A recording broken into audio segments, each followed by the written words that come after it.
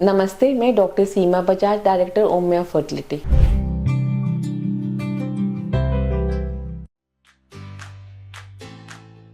Subscribe to Omia Fertility and press the bell icon to never miss an update.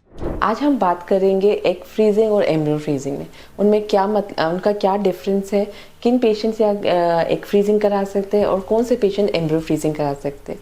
Females जो कि अभी ये pregnancy नहीं चाहती, जो करियर ओरिएंटेड है, जिनको अपने फ्यूचर या बाद में जाके प्रेगनेंसी प्लान करनी है, वो एग्स को फ्रीज कर सकती है। आप अपने एग्स को किसी भी एज पे फ्रीज कर सकते हैं। जितना जल्दी या जितनी यंग एज में आप अपने एग्स को फ्रीज करेंगे वो उसी एज पे फ्रोजन हो जाते हैं। और अगर आप प्रेगनेंसी लेटर ऑन या 4-5 साल बाद प्रेगनेंसी प्लान करेंगे तो वो एग्स की एज सेम रहती है जिस एज पे आपने उसको फ्रीज किया होता है। एग फ्रीजिंग में क्या करते हैं कि आपको इंजेक्शंस लगते हैं करीब 10 से 12 दिन के लिए। फिर आपके एग्स को बाहर निकाला जाता है ultrasound guided vaginally under anaesthesia. इसमें आपको कोई पेन नहीं होता। फिर इन एग्स को अंडर माइक्रोस्कोप देखा जाता है और फ्रीज करके रखा जाता है। मान लीजिए कि अगर आपकी एज 30 है, आप 30 की एज में अपने एग्स को फ्रीज कर रहे हो, 35-36 में प्रेगनेंसी प्लान कर रहे हैं, तो आपके एग्स उसी 30 की एज में फ्रोजन हो जाते हैं। और एम्ब्रियो फ्रीजिंग और एग फ्रीजिंग में सबसे बड़ा फ़र्क होता है कि एम्ब्रियो फ्रीजिंग में एम्ब्रियो बनाया जाता है। कई बार कपल्स क्या होता है कि अभी प्रेगनेंसी नहीं प्लान करना चाहते, यंग होते हैं, वो चाहते हैं कि 2-3 साल बाद प्रेगनेंसी प्लान करें।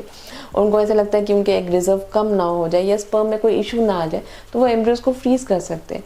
इसके अंदर भी 10-12 दिन के इंजेक्शन लगते हैं एक फीमेल को। उसके बाद उसके एग्स को एक्सट्रैक्ट किया जाता है वजाइनली अंडर एनेस्थीसिया। इसमें कोई पेन नहीं होता। और फिर इन एग्स में स्पर्म को मिक्स किया जाता है, या तो आईवीएफ किया जाता है या इक्सी की जाती है। तो जैसे ही वो फर्टिलाइज होता है वो एक एम्ब्रियो बनता है। Embryo day 2, day 3, day 4, day 5 तक मैक्सिमम ग्रो किया जाता है एक इंक्यूबेटर के अंदर।